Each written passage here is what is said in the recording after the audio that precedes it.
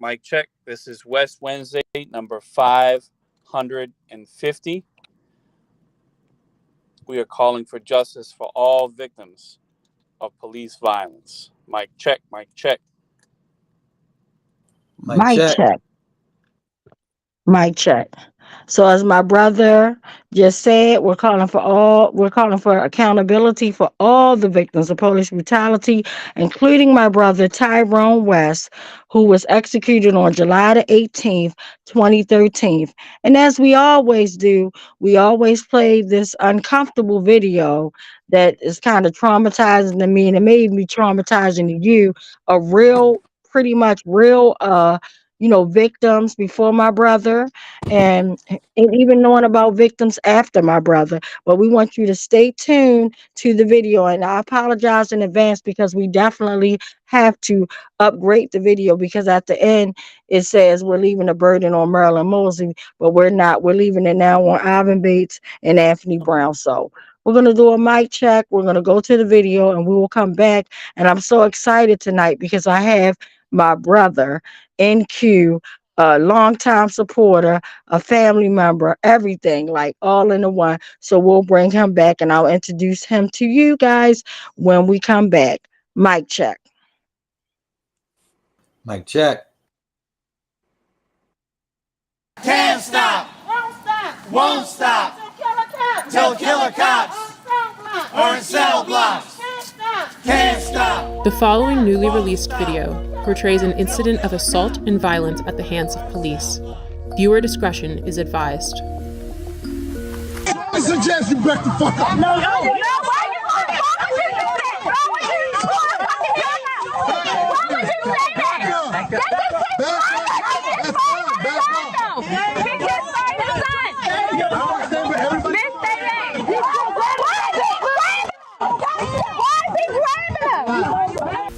This is Baltimore City Police Officer Jorge Bernardez Ruiz.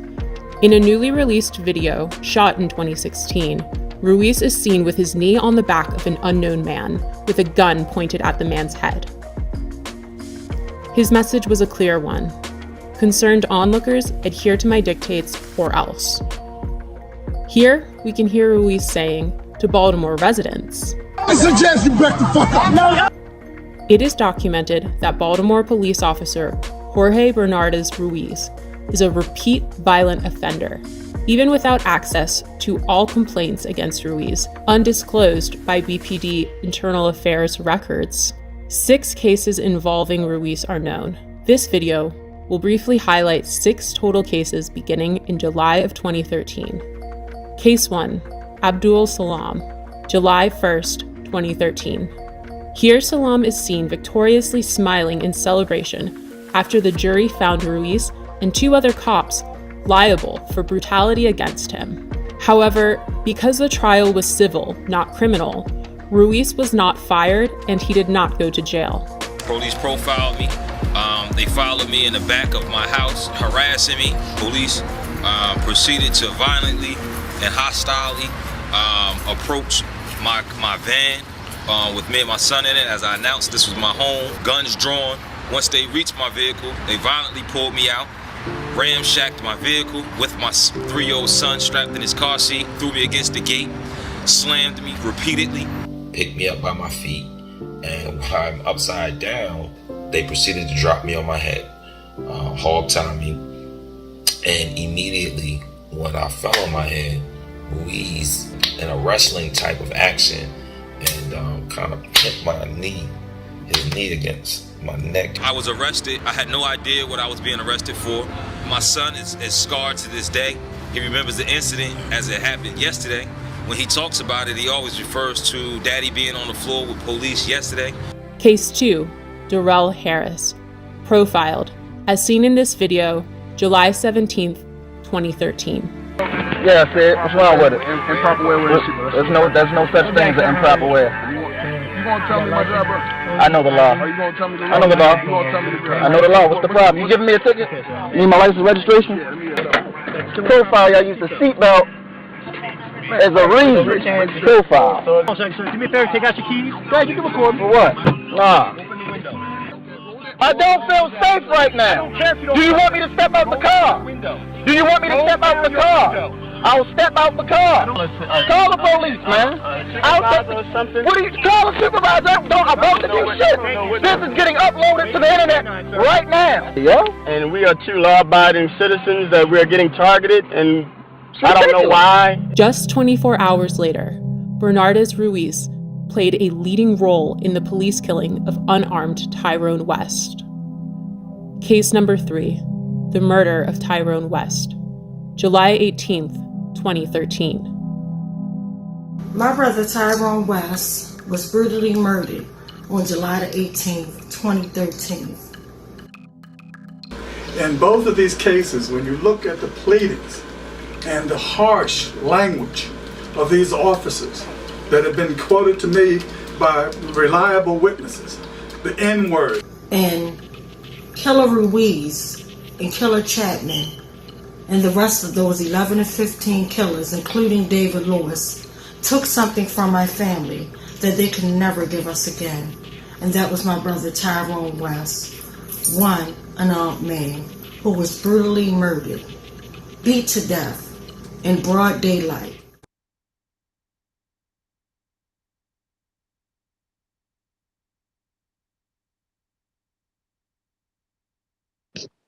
Mic check, mic check. I check. Mic check. Mic check. Thank you, Brother Ben. Mic check. That was a strong one. But anyway, thank you, Brother Ben, and thanks everyone for tuning in. And before I bring on our special guest, I just wanted to share a few interesting things, and I wanted to apologize in advance because for some weird reason that I was sending messages to my friends and family members all day and night. No one was receiving it. And now everybody's getting a series of messages that I sent last night. And I had literally some of my parents text me this morning on the way to work and was giving me messages. And now they're calling me Tawan, is everything okay? I sent you your message. I'm just getting your message back. So I apologize. I don't know what in the tomfoolery is going on. But if I had to take a case, if I had to pretty much sum it up, I'm starting at the pig's house first. I really am, because a lot of weird stuff is happening lately. And it seems like every time that they are being exposed, and someone sent me from this group, and I believe the group is something about Black Lives. It is not the Black Lives Matter, but it's something with Black Lives. And I didn't want to mess it up, but it's something with Black Lives, but it's a nice, powerful group there on Instagram, and they compiled this really nice video together, and it's real powerful. And it was talked about the medical examiner's office has my brother. It's awesome. I even shared it on my page, if it's shared. These days I'm not sure what I shared, because it'll say that something went through and then I find out that it did. So hopefully it shared the video. But it's just weird, all the weird stuff. And then literally for the past few days, I'm coming home in the evening, late at night, and for some reason an officer is parked in my driveway, and before I can even make it through my driveway, they pull up so I could take my phone out to take a picture. They are pulling off. But what I'm doing now is giving you guys a live testimony of what is happening. I have no reason to make none of this foolishness up. You can't make it up. And I had witnesses to the foolishness. So it's just sad, but whatever they're trying to do, it's not going to work. I'm going to keep on advocating not only for my brother Tyrone West, I'm advocating for all the victims of police brutality and murder. And it's just sad, we're really in some sad real times. And here it is, 2024, and they're still doing the same tactics that they've been doing for almost 400 plus years. When any Black body, and speaking of Black bodies, as we know, this is Black History Month, but for Black folks that take our lives really serious, we don't just celebrate a month. We celebrate all year round. The same way they harass us and treat us like our lives don't matter all year round, well, we celebrate all year round. So with that being said, it's just disgusting. Everything that they do is strategically done.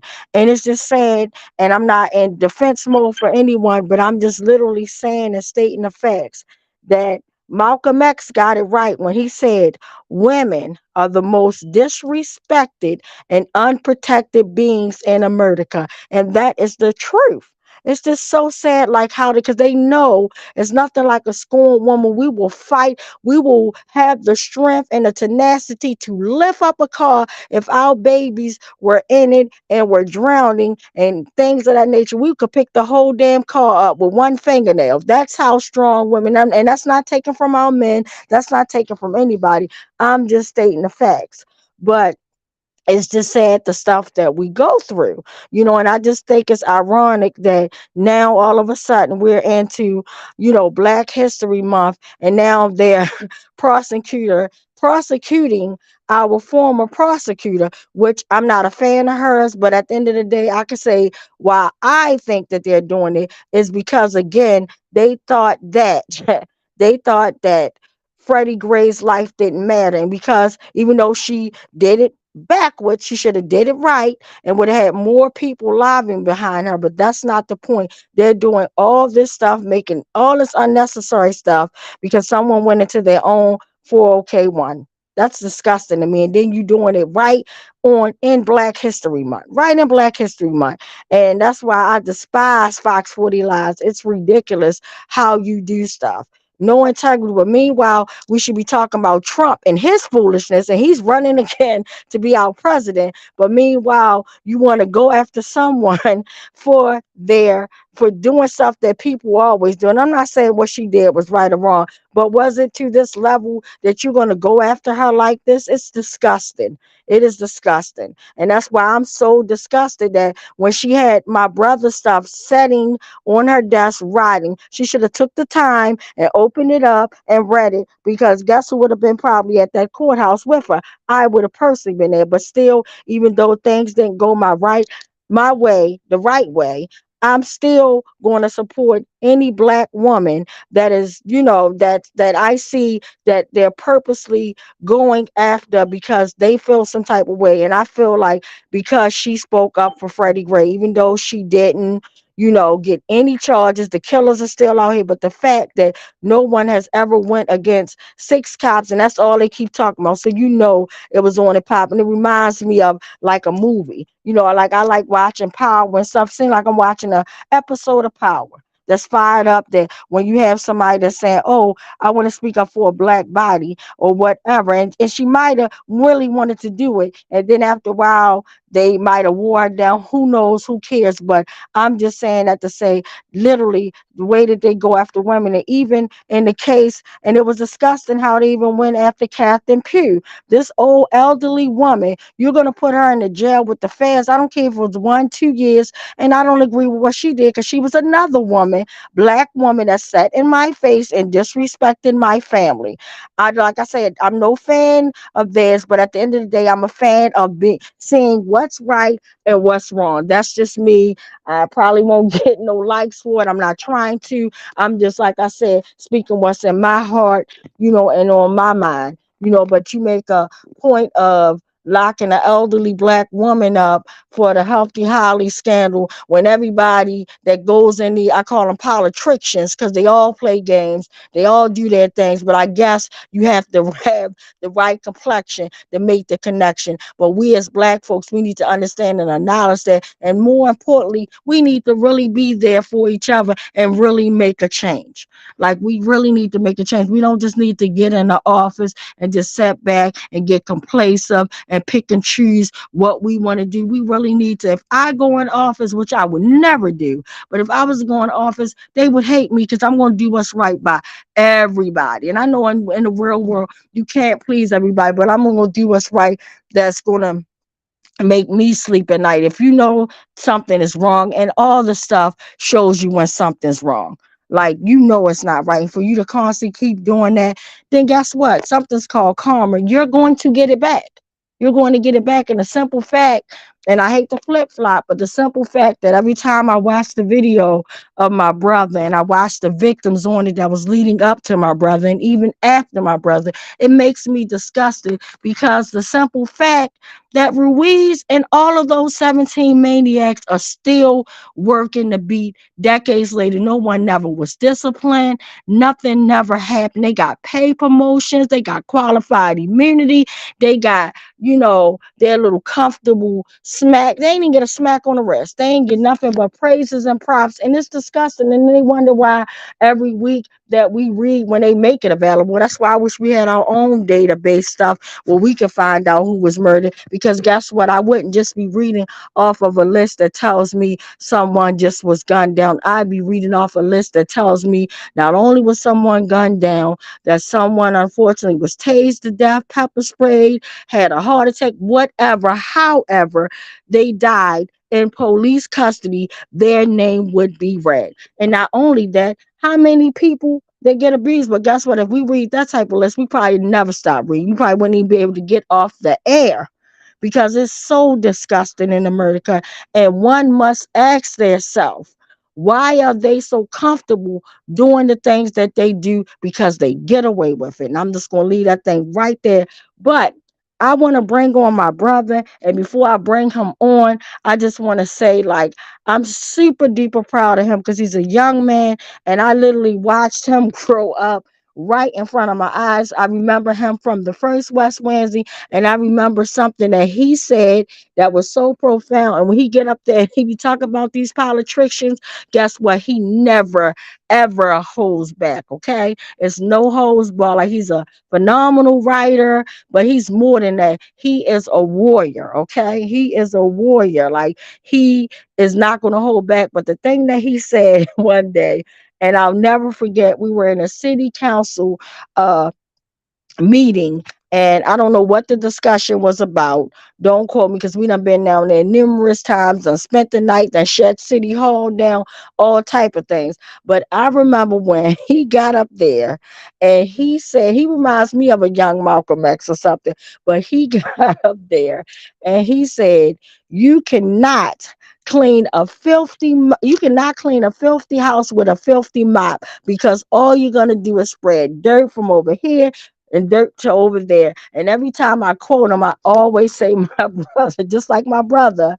I always make sure I say it because I don't take nobody's stuff, and I give them their props. But he is he is everything to me. Like, he's amazing, he's young, he's intelligent, he's smart, and he's unfiltered. We done went to Chat and Cheese with Marilyn Mosley. Like, he done got on the mic and laid it out, okay? So no further ado, I'm going to bring on our brother, longtime supporter, a family member. Like, he is everything, and he earned his family card. Like, he earned his family card, definitely.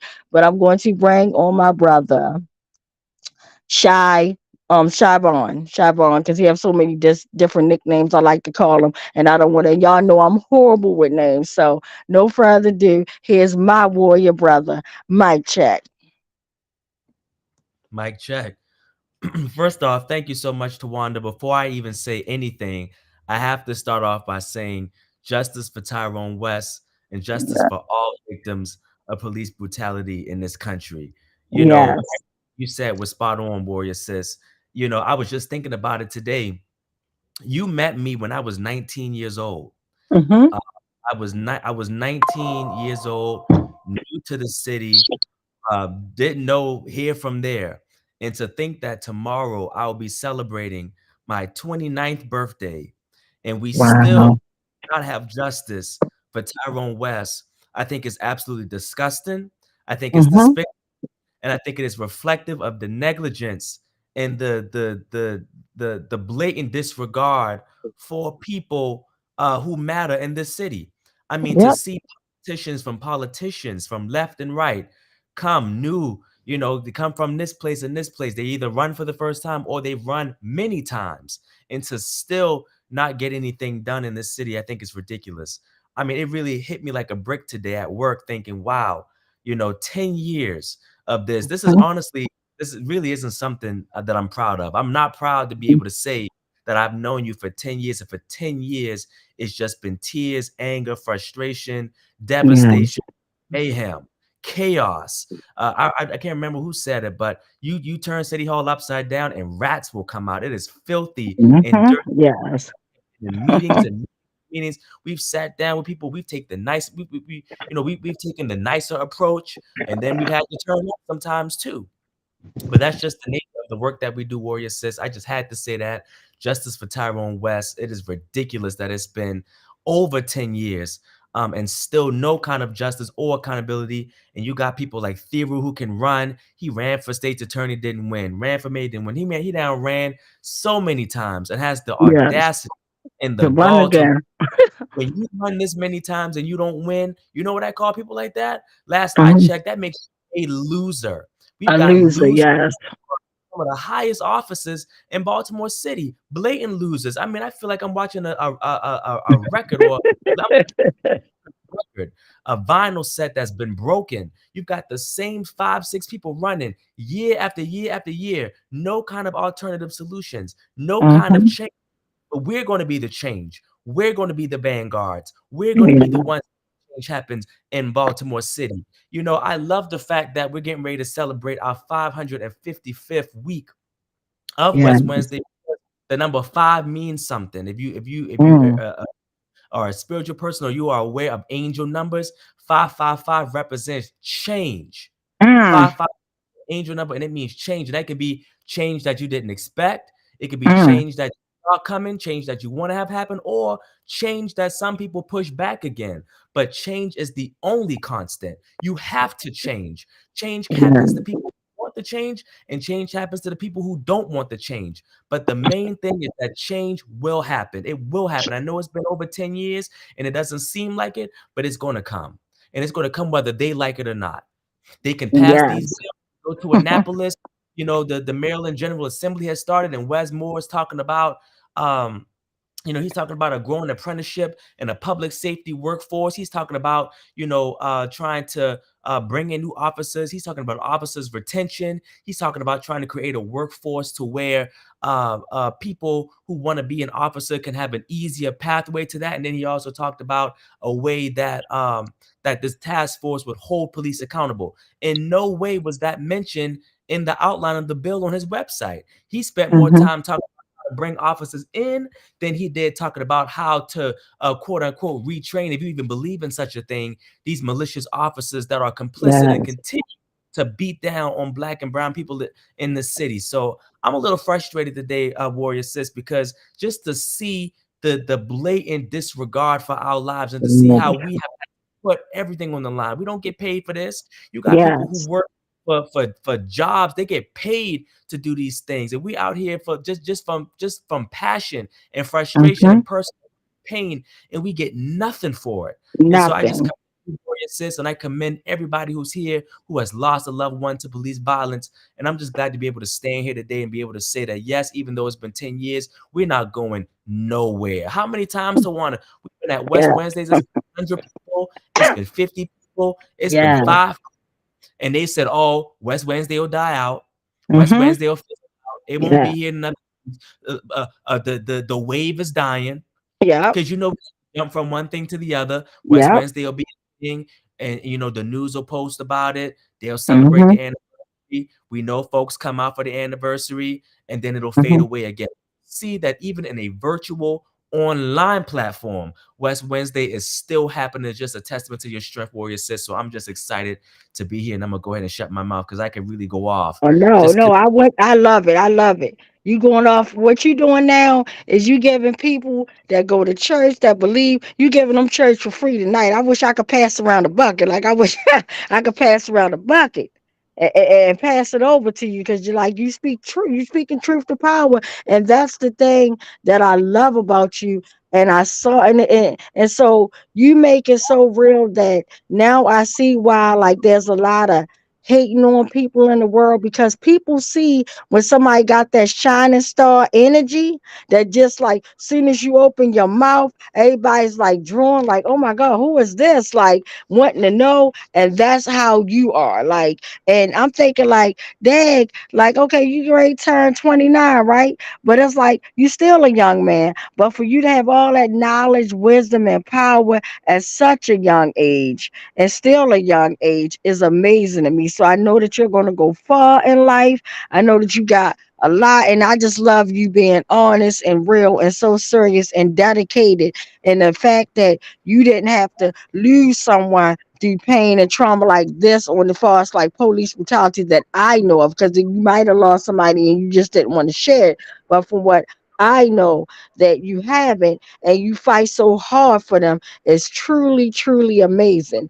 And I just think about the time now, I'm looking at your face, and I'm just thinking about that time when we was in a meeting with Catherine Pugh. That's why I brought you there. Like I knew what I had in that room, and my brother was right there with me. So in case anybody don't know, like what is she talking about? Like, so we done played the Doug and Pony show many a time, sitting down with Lottie, Dottie, and everybody. Like literally before Catherine Pugh got in the office, right? She literally came to a West Wednesday platform as she was trying to sell her campaign, and she literally was like, yeah, I've been watching you, Miss Jones. I've been following you for a minute. I'm so impressed about your work with you trying to get accountability. I can feel the compassion. And I want to say that, if I ever get in office, I'm going to make sure you get that thorough investigate. Like, this sister was talking some good stuff. She was looking good. She had a little heels on, a little mini skirt on. I'm like, okay, sis, talk like, okay, what you talking about, Queen? She said all this stuff. Shy was right there, as well as JC, and as well as the other supporters back then that came. And she was like, not only I'm not going to stop there, I'm going to also get them $15 an hour for, like, because the minimum wages should be $15 an hour. They shouldn't be getting this little bit of money. I'm just going to make real change. And we was feeling all that. And as soon as she got in office, I don't even think she was even sat down in her seat. She was the first one to veto the the minimum wage. She vetoed that off the top. And I'm like, hold up, I'm a little confused. And then one time she got on JC platform, because he used to do a circle of voices, just many things in the community. And he asked her the question, like, what are you going to do now that you're in office about, Mr. West? And, Tawanda Boy. And she was like, who is Mr. West? Like, I don't know who you talk about. And he's like, oh, so you don't remember meeting the sister Tawanda Jones? No, I don't remember meeting her. It was just so weird. And then I was like, wow. So long story short, then to make her remember who I was, I immediately reached out like, oh, so you don't remember me? She's like, well, I kind of do. I think I do. She said, well, let's just sit down, have brunch together type of thing. You can come to City Hall. And I'm like, I'm never coming nowhere by myself. I want stuff for the record and off the record, especially when they call you into these side door back shop meetings. Make sure you bring somebody, because the first thing they're going to tell you, oh, we not recording this. This is just among us. And then they start lying right in your face, playing in your face. And that's what she did. She played in my face, but she wasn't prepared when I start playing in her face, because we sitting there and she eating this wonderful Marvel juicy steak. And everybody know TJ, no matter what size I am, they know I love to eat. That's my happiness. I don't care how broke, how my corn's not corning, my dollar not dollaring. I'm going to eat. I'm going to feed my holy temple. I don't give a damn. Like, if I got to go in the negative swipe, I'm going to eat. Period. Like, that's just me. Like, period. I'm going to eat. So with that being said, I'm sitting there, but I didn't have an appetite because I knew what was coming next. So when I asked, I said, you don't remember me? She said, oh, yeah, I kind of remember. She's like, oh, yeah, you guys did get accountability. So I looked at my brother, Shay, and I'm like, we got what? He looked at me. We both got that look that he just made. And I'm like, we got it when? Like, I signed up on $1 million. Like, what?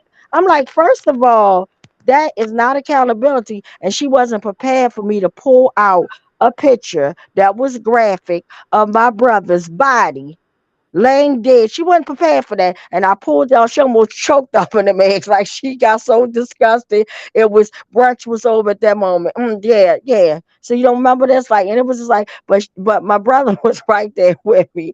Like Shavon was right there with me. We were sitting up there like, oh my goodness. And then she even started talking about, because my brother, he like you say, he's a book writer, so he loves books, and she had some book, and they had small talk over a book. But nan time did she mention Healthy Holly, and I'll just end on that note. I'll just end on that note. Nan time did she mention Healthy Holly. So, and shortly after that meeting, and shortly after everything, and it's just funny. The timing is immaculate with all these folks, because every time it feels like we might be getting somewhere, they yank them right off of the board. Like, I already know this not checkers, this chess, but they snatched them off the board. And immediately after our meeting, within months, that's when they started investigating her. Now we do know that investigation don't happen overnight. They do their little dirt, and that could go for years or whatever. But it's just like I said, their timing is immaculate. As soon as we had to sit down with her, no later than 60 days, she was handcuffed, arrested, drugged out of her home, all that type of foolishness. This old lady.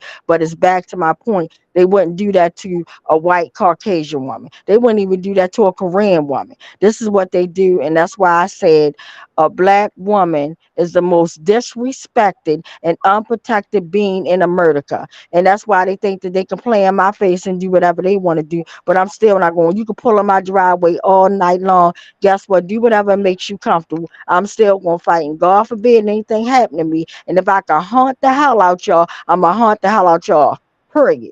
Period. So it's still going. It's still my brother's name going to still always go on regardless of what. Because guess what? I have other fighters in my family. I have other people that I'm connected to that will fight the hell out you guys. So it just don't stop right there.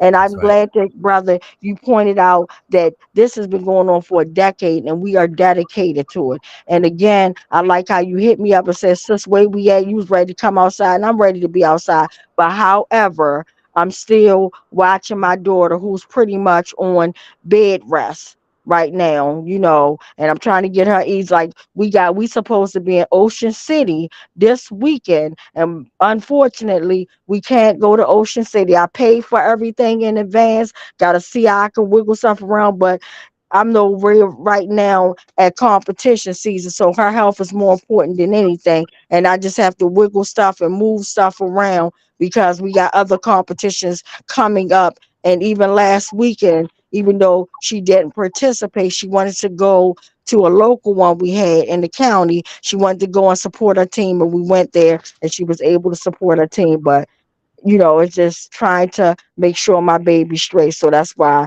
I have to put things on plan. But again, I'm still at West Wednesday. Like I came to you guys last West Wednesday in the hospital with my baby, who had just had a major asthma attack, never been committed, confined to a hospital and none of that stuff. And we pretty much had to stay and spend days in a hospital that I never expected. But I just think I'm just grateful to the grace of God.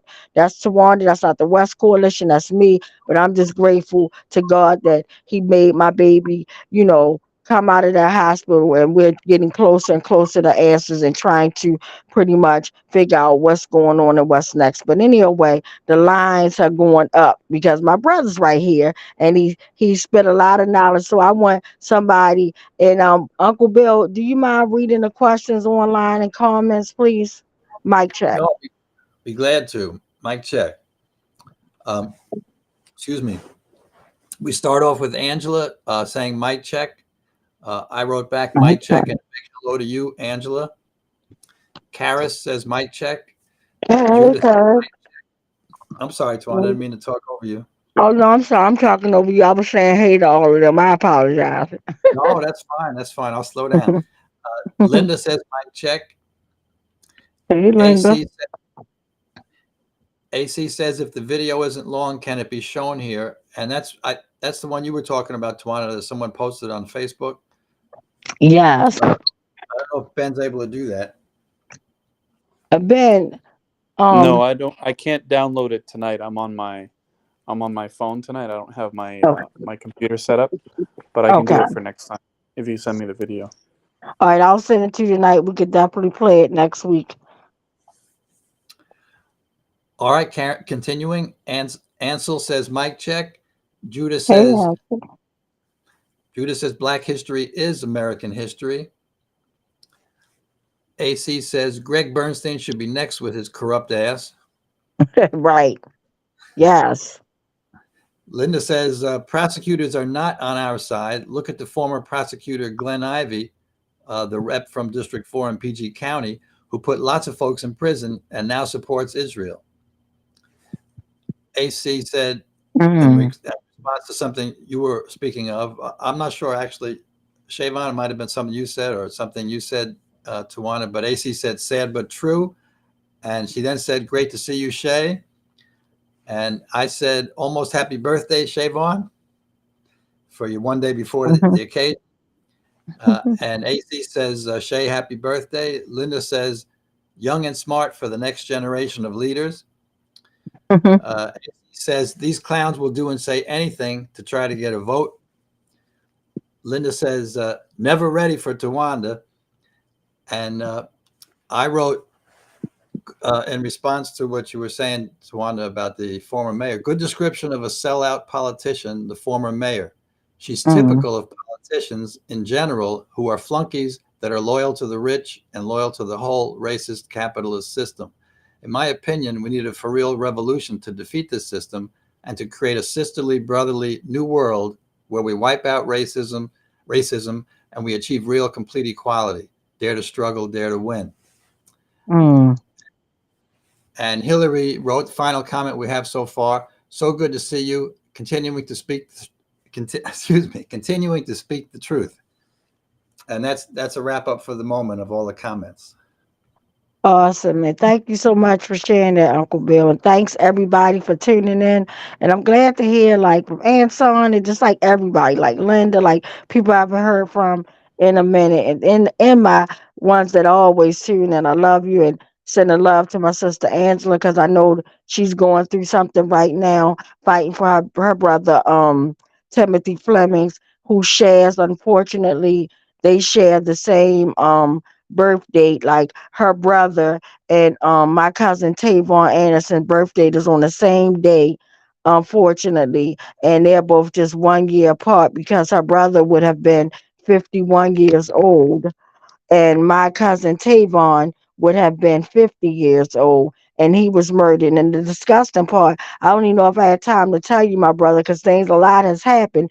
And that's why I posted my cousin Tavon, numerous pictures, and I had way more than that, but I just put a couple because I didn't want to say it myself, trying to find all the different West Wednesdays that my cousin has been to, speaking up about his big cousin Tyrone West. But it was really interesting that the night that the ACLU came out 3 years ago with their report on Ruiz, I'm on the news at 11:30 at night. I get off, I'm on at 11, but I'm like last to the get off. So I get off at 11:30. My cousin Tavon Anderson was murdered, sitting in his vehicle in a neighborhood that's not his neighborhood, that he was actually driving his daughter to pick up some late Christmas gifts. She called him like, Dad, hey, can you come get me? I want to pick up because I hadn't had a chance. Christmas been like a month or two ago. I need you to ride me to go pick these gifts up. And he's like, what Dad's gonna say no? He's like, okay, baby, I'm gonna come get you. And mysteriously, my cousin is gunned down. He's not a street guy. He's a hard worker, a father, gunned down mysteriously. And then it happened to land on a West Wednesday morning because it went over to the wee hours of midnight. So now we're talking about early morning West Wednesday. And guess what? That did not stop West Wednesday. It was the worst West Wednesday I've ever had to endure, but I still came on live, tears and all, crying, heartbroken, tattered, torn, restless, in disbelief, shock, all that. But I still came on. And I said all to say, if these bleepers, because I'm trying not to use potty words, but if these bleepers does not see that I'm not playing with them when it comes down to this accountability piece, I don't know what's wrong with them. They better hurry up and get it seen, because they better, like I said, they better be happy that I got the signs up, because I guarantee you, if it ever come a day and time, and I pray to God it never does, come a day and time when I drop that sign, then guess what? That's when I want y'all to worry about me. When I don't come to a West Wednesday or do something, definitely please worry about me. I'm telling you, please worry about me. I'm gonna let y'all know that in advance, early. So with all that being said, I just, like I said, you look so good, brother. I'm looking at you with your little hat on and your glasses on. You just look amazing, intelligent as always, and you always bring the flame and the fire. And I wanted to know, is it anything like that you're doing that we can support you with? And, like any plans that you have or anything that you want to share with us right now before, unfortunately, we go to our horrible, sad list. Mic check. Mic check. Like that. No, everything you said was spot on, Warrior Sis. And there's nothing really at the moment that you can do. I'm just reflecting on everything that you've said and just your strength and how, your ability to show up, for your brother and show up for your other family members as well. And I'm glad that you shared that story, because so many people don't know the other parts that go on outside of, what happens in the streets. They see what happens in the street. Exactly. You do, every Wednesday, but life just be lifing, Mm. lifing, and you don't get anything for it. It's like, or doing this line of work, if you want to call it that, you don't get anything for that, and then life continues to life, and so Yep. I just appreciate you for showing your humanness, because that doesn't always show. We get denied easy things Mm-hmm. like and accountability, because people can't even see the basic humanness in us, the Yep. humanity in us. And so Mm-hmm. we have to get these stories. We're more than just fighters. We're more than just organizers. We're more than just people just don't even know the half of it. I was telling Zach the other day, I said, in this work, you are either building relationships or you're breaking relationships. It's Yep. so many things that you could have had if you had just bent over and took it. Mm. There's so many opportunities that you could have had if you had kissed up to the right people. But Mm-hmm. unfortunately, the same way that you build relationships and you meet people and you develop relationships and you expand your network, in some ways you burned a lot of bridges too. And so it's give and take with anything that you do. And so I commend you for that, Warrior Sis, because I know it's not easy. And just hearing you talk about showing up to that one West Wednesday with tears in your eyes, it's just just your strength and your tenacity, and just to be able to say, in spite of life and even when life throws its words at me, I'm going to continue to do what this system despises, and that's stand up, and that's continue to push and fight. And people are envious of that. I think people Yes, it's crazy. people envy longevity. People envy Mm-hmm. know how to push and persist and press, and Mm-hmm. perseverance is hard to come by. Yes. Loyalty is hard to come by.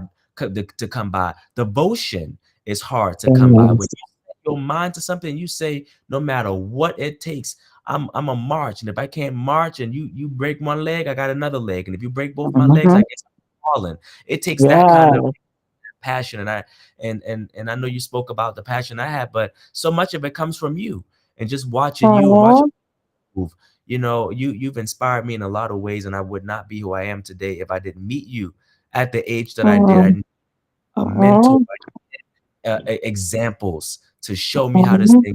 And otherwise, I don't think that I would continue to be in this work. The minute you sat down, I would have probably sat down.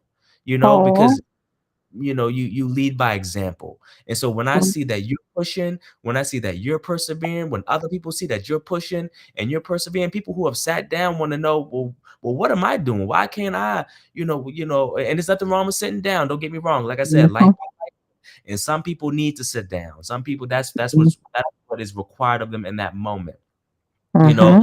People don't know. I moved away 5 months ago. I lived in South Carolina for 5 months. I moved away in August. I just moved back 3 weeks ago. Life be lifing, but you always know you have a strong anchor, and when you have a love and a passion for people, no matter what life throws at you, you're gonna always come back around. You're gonna always be right where you need to be and when you need to be there. I appreciate you. I'm telling you, you were so healing for me tonight. Like, I just really feel like I'm so glad my camera's off because I look so ugly when I cry. But I'm actually crying because you are so healing to me right now. Like, people don't know, like, they just see half of you and, and expect things or no things, but they don't know the hurt that I live and go through every day. It's just like you get tired of fighting just for just basic, just kindness. Like, I don't want nothing more but respect. And you have to fight like hell to get it because you have people that's close to you that just to start acting funny out the blue. And you're like, damn, what the hell I do? Like, they'll just switch up on you and try to make it seem like it's you. And you're like, hold up. I know I did something like, and I'm the type of person, I'm always conscious of other people's feelings. I'm always considerate. I always put anybody know I'll really literally take the shirt off my back to give somebody else and just cover it up. That's just me. But I said that to say, like, I've been going through hell, like life been life and like a MF, and I'm like, look, please stop. Like, it's way too much. Like, it's over the top. Like, and then when you just said about South Carolina, that's where my nephew is from, and I've been struggling with him. And unfortunately, his story is connected to his father's story because literally he went through mental distress when his father was murdered. And some things happen, and then every time, like, things might come up on the news or anything, but it's just ironic and interesting. And me and him got such a bond that literally he always lets me know at some point in time on the West Winds he's okay. And like, he was missing in another state. And I don't even know if you know, brother, but I had a couple months ago, probably less than 90 days ago, I had to, and with the help of supporters and everybody, with the most part from God, but I had to actually go over 4 states to get him from Atlanta because he went through an episode and he didn't take his medication, and he was missing in Atlanta. So you can imagine the hell and nightmare that I was going through. I literally lost a few pounds. I couldn't eat. I stopped cooking. I stopped like breathing. I literally was like, I felt like I was living, but I was dead, like a zombie walking around, going to work, bags over my eyes, like looking a hot mess. But my mind was just like, how can I eat? And every time it would rain outside or be too hot when the weather, like anything, I would feel in it and really like I was a prisoner to all of that. So I went, got him all that, try to make sure he was safe. And then if you don't take care of the mental, it's going to be a repeating cycle. You know what I mean? So then as soon as immediately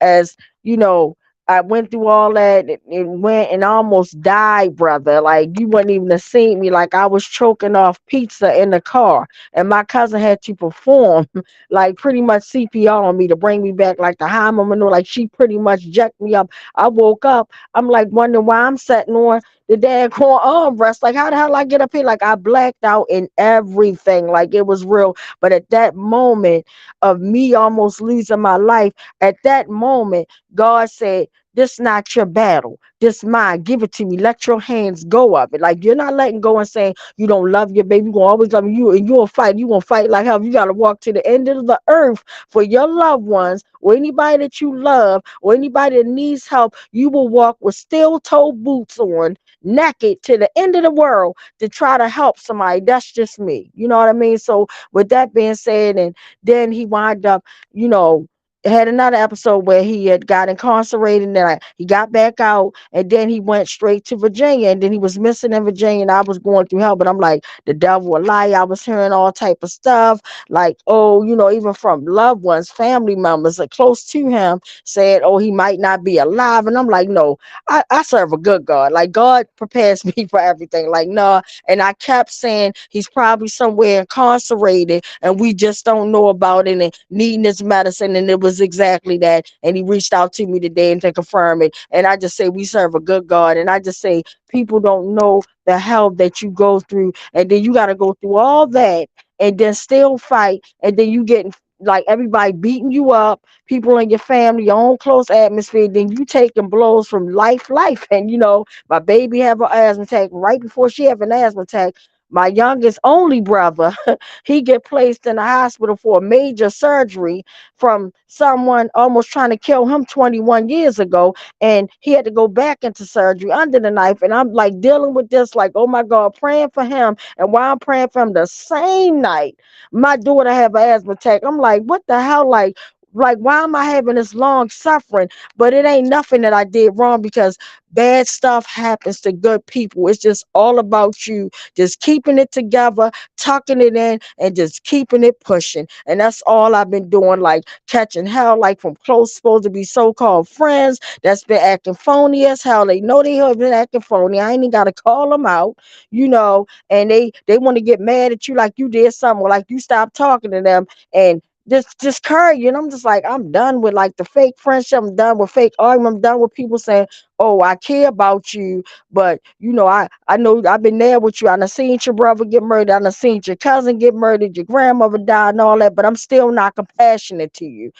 because I didn't go through it. I'm not going to understand that. You know what I'm saying? Like, it's sick. Like, people have no idea everything mentally that I go on. But what I do is I turn that shit off. Excuse my language, because I had to release a potty word to release the stress. But I turn it off and I keep on fighting. My focus is those 17 maniacs that killed my brother, that's really making everything spiral in my life. And that's going to always be my focus. And I think we're getting closer to it, because when they start coming back around with the cutting your tires and cutting my phone services off, and people getting texts from me 2 days later trying to cut my community. You could never cut me off. You would never cut me completely off. I don't give a damn if you turn this phone off today or tomorrow. You shut all the power off in my house. I will be out there in them streets still telling my brother's story. So you could back off. You could slam off. That's that they take. It's just sad and disgusting the hell we go through. But I noticed, like I said, when this video surfaced that somebody tagged me into, now all of a sudden, now my phone, they playing police pop-up games, pulling up in my driveway, playing games, certain videos on my cameras around my house. I can see certain videos, but other videos I don't have access to, playing games. You can play all the games you want, but just know I serve a good God, and God's going to always have my back, and no weapon formed against me shall prosper. And I'm going to end on that note, and I'm going to ask you, my brother, do you have anything you want to say before we read the final comments or questions, if there is any, before we actually go to our sad list? Mic check. Mic check. I don't think there's anything that needs to be said. So I say we go ahead and get to the list. Awesome. All righty.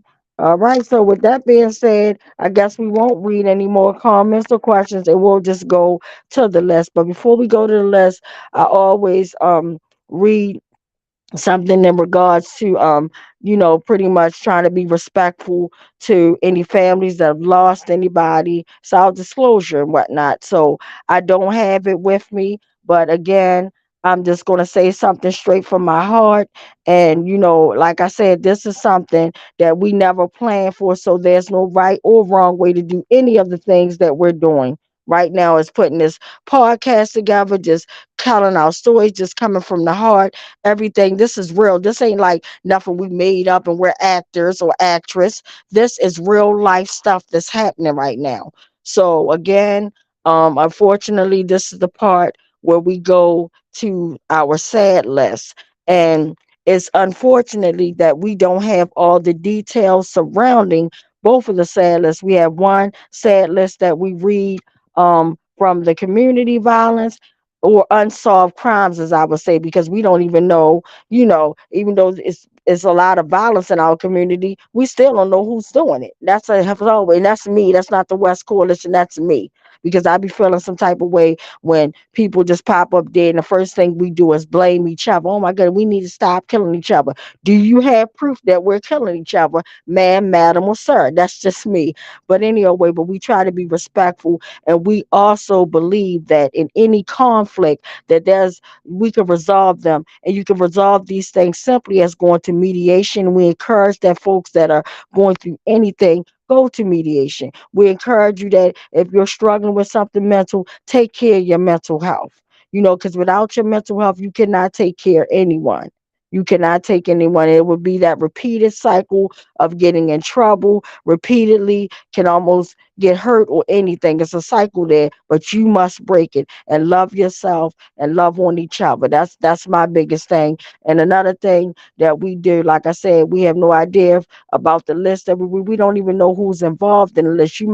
We done one time read, you know, uh, a victim name or that pretty much was accused of doing some heinous things, and we had no idea, and we won't want to offend nobody in that way. But again, we have no information about the names that we read off on this list. Whether this person was accused of doing something wrong or right, but we just know that we're coming from a place of love and respect.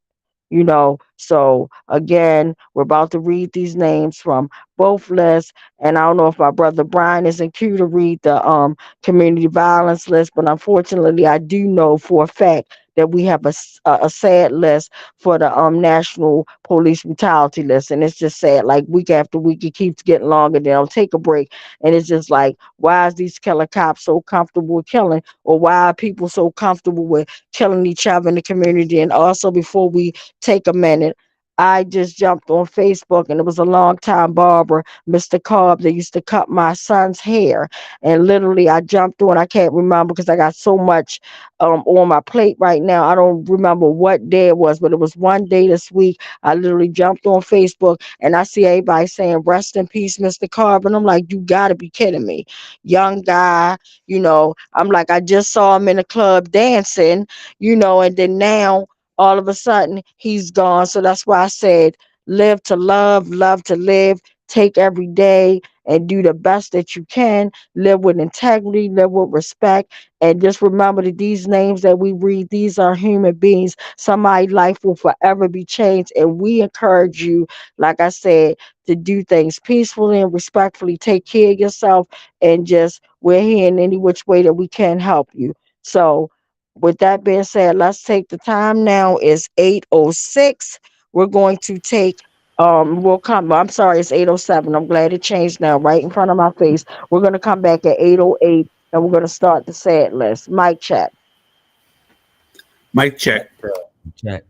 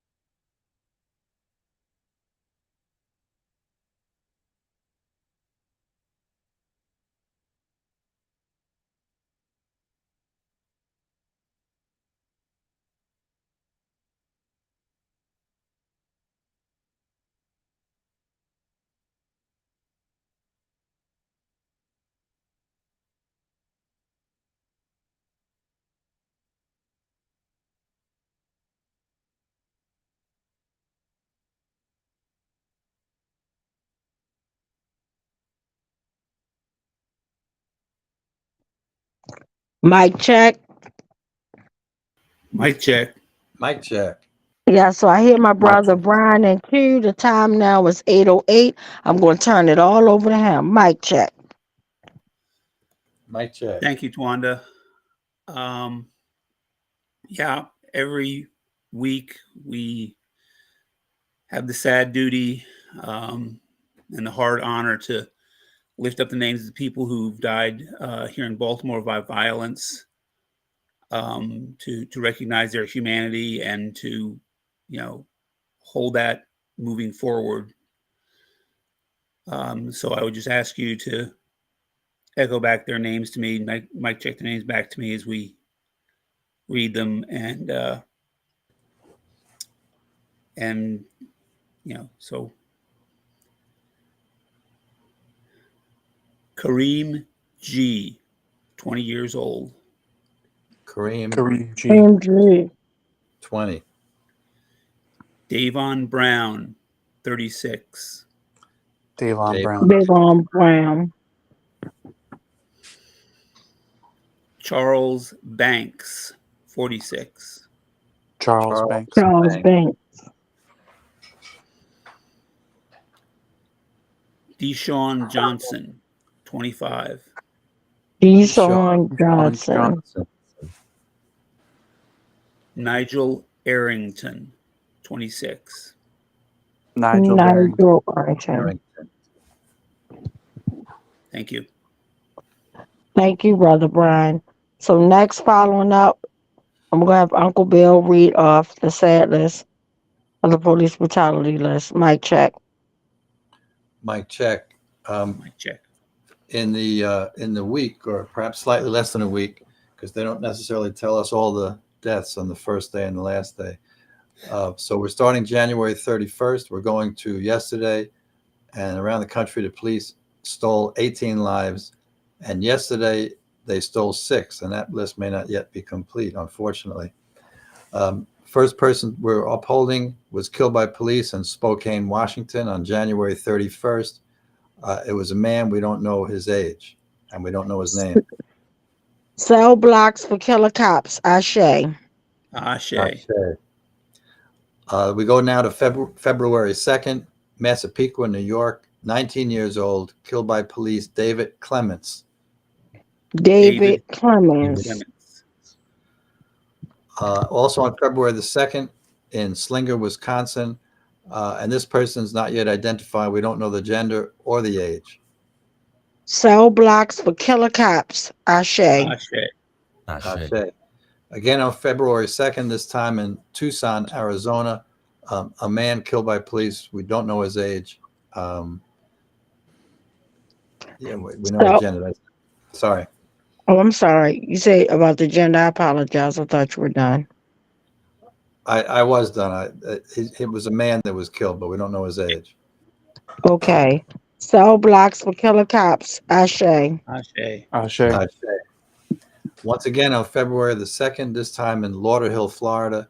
30 years old. They happen to mention that he was unarmed. They don't often tell us that. His name is Rashad Graham. Rashad Graham. Graham. On the following day, February the 3rd, in Carroll Stream, Illinois, 30 years old, Isaac Goodlow III. Isaac Goodlow III. And again on February the 3rd, now in Los Angeles, California, 36 years old, killed by police, Jason McConney. Jason McConney. The next day on February the 4th, this time in Cherryville, North Carolina, 35 years old, Thomas Rivera. Thomas Rivera. Once again on February the 4th, this time in Beaumont, Texas, 37 years old, Jeremy Coleman. Jeremy Coleman. Thank you. Again on February the 4th in Ansonia, Connecticut, 41 years old, Jonathan Bell. Jonathan Bell. Now on February the 5th in Graham, Texas, 18 years old, John Rice. John Rice. Once again on February the 5th in Ozark, Alabama, 47 years old, Boyd Phillips. Boyd Phillips. Yeah. Perhaps I didn't say it quite clearly. It's Boyd Phillips. Boyd Phillips. And here we begin the spate of killings by the police yesterday. First in Fort Myers, Florida, 36 years old, Sterling Alavachi. Sterling Alavachi. Then we move to Altamont Springs, Florida, 65 years old, Eric Seckington. Eric Seckington. Next victim of police killing in Columbus, Nebraska, 17 years old, was a male, not yet named. Cell blocks for killer cops. Ashe. Now in Orlando, Florida, a man whose age we don't yet know and whose name we don't yet know. Cell blocks for killer cops. Ashe. Ashe. Ashe. Next, Lancaster, California, a man. Once again, we don't know his age and we don't know his name. Cell blocks for killer cops. Ashe. Ashe. Next, Las Vegas, Nevada, a man, once again, whose name we don't yet know and whose age we don't yet know. Cell blocks for killer cops. Ashe. Ashe. Ashe. And that would come to the end of this devastating list of lives that should not have been taken but have been sadly lost. Mic check. Mic check. Mic check. Mic check. Yeah, so again, thank you, Uncle Bill, for reading that horrible, sad list. And it's just sad because I'm kind of blown back because it sounds like you were reading something from like 2 weeks ago list, and you talking about all these bloody murders, and these were just only by, you know, the police pretty much gunning someone down, right, firing their weapon, but we don't know about the ones like my brother Tyrone, Anthony Anderson, and things of that nature. We don't know about them because they wouldn't be included on this list. But it's just sad and very disgusting. And I want to thank our brother Brian for reading the community violence list as well. And I definitely want to give a big shout out and a big thank you for our young warrior brother. I'll say young, because even though, and I want to give you a happy birthday wish in advance, my warrior brother. Thank you so much for always doing what you're doing, and that's being great. Like, that's being great. And I love hearing from you, and it makes me happy because I know oftentimes in cases like young brothers like you that are openly speaking and are not selling our souls, and that's very powerful. They try to pay you off, and then if they can't buy you off, they try to kill you off. It's unfortunate, but I just thank you for holding it down and just being there. And I can't wait to give you a big hug and see you in person. And we will be back on the block. We definitely will be back on the block.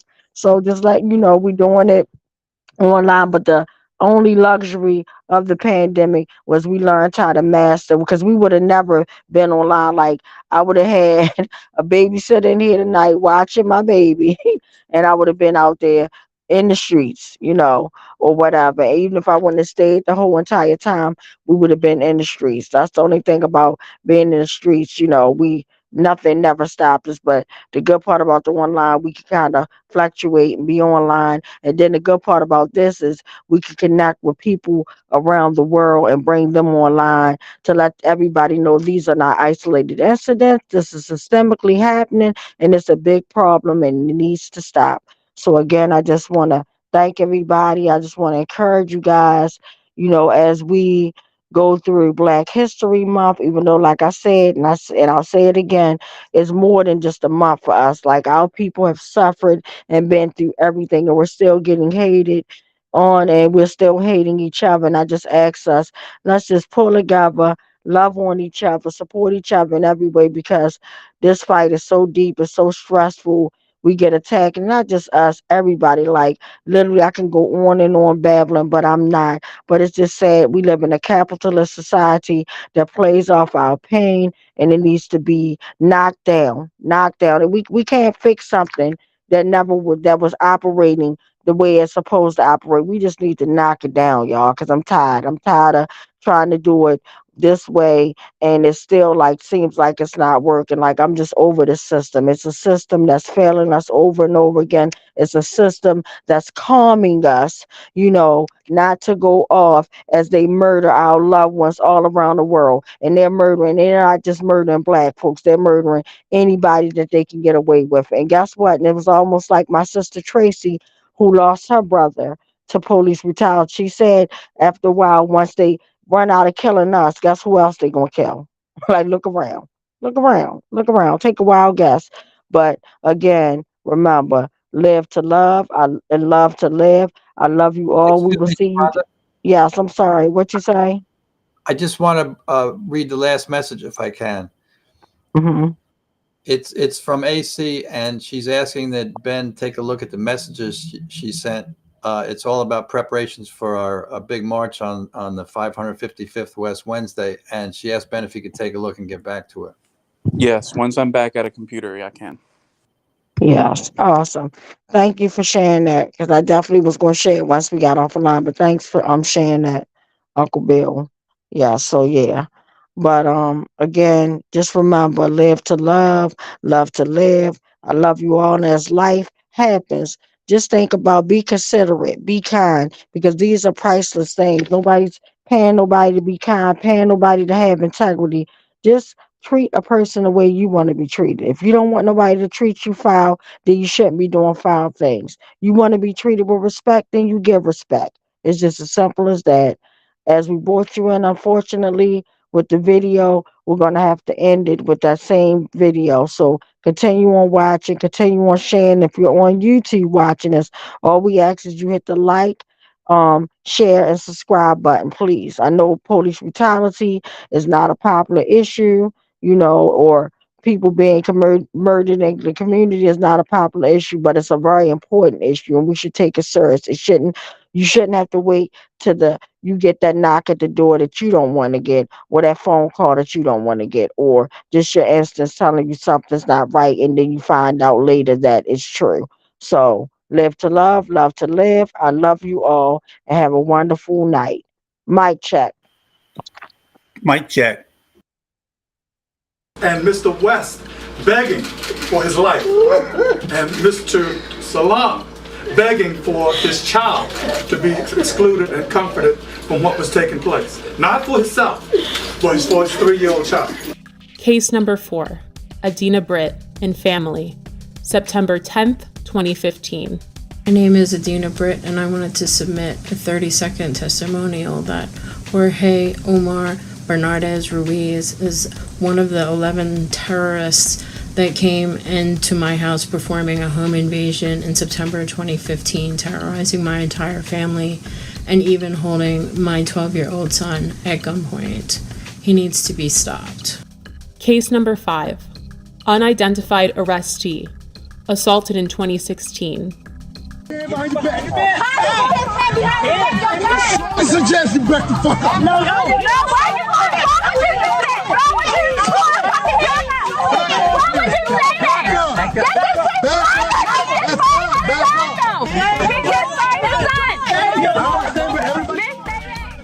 Again, this video did not surface until the summer of 2020.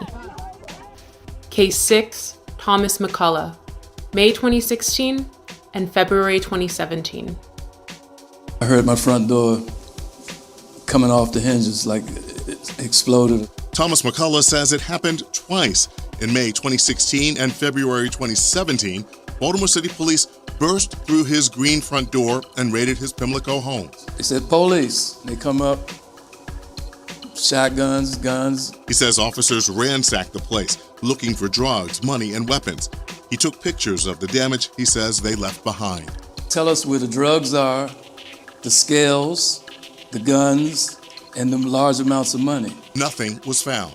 Now he's suing police, claiming officers, including a former member of the Gun Trace Task Force, frightened him, his wife, and father-in-law when the officers conducted what his suit calls an illegal search of his home. The owner of the house tells 11 News after the second raid, he had to replace the front door. McCullough and his attorney say they want Baltimore police held accountable. There is a colossal breach of trust. And McCullough tells us following both raids, no one was arrested or charged. This all begs the question, when will Baltimore City State's Attorney Marilyn Mosby see the prosecution of Bernardez Ruiz as warranted? They were the stopping officers in these so-called jump-out cars, unmarked and so forth, that stopped both the West vehicle and the Salam vehicle without probable cause. And these officers are the ones that also were joined by others, but they are the ones who initiated the stops, pulled both men out of the vehicles, and commenced the vicious activity that was thrust upon them. And the Officer Ruiz that started this attack is still working with promotions. He is now sergeant. But the fact that this repeat of violent offender had a history leading up to my brother. There was Darrell Harris, there was James Green, Joseph Green, Abdul Salam. and my sister Dina and her family. No one family deserves to be brutally murdered or brutalized by this repeat violent offender Ruiz. It is time we take action. The time is now. Baltimore police officer Jorge Bernardes Ruiz is a repeat violent offender. Based on these accounts, in accordance with the law, we, the West Coalition, call for him to be fired, prosecuted, and incarcerated. We're more than hashtags and body bags. We're more than being 6 feet in the dirt and pictures and buttons on t-shirts. Our lives matter. For the safety of our city, the prevention of further harm, and the justice for these families, we see no other option. And again, I'll say, the time is now.